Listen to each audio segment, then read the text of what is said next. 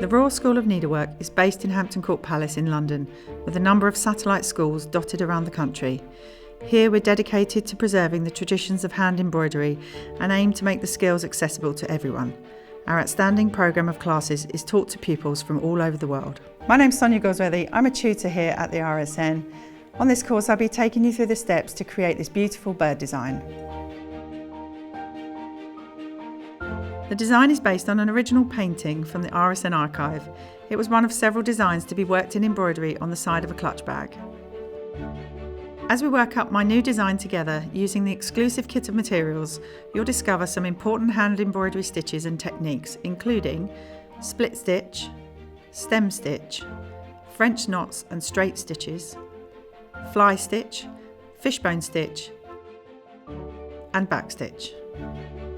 I'll also be sharing my expert tips with you along the way, so enrol today and learn some new creative skills with the RSN.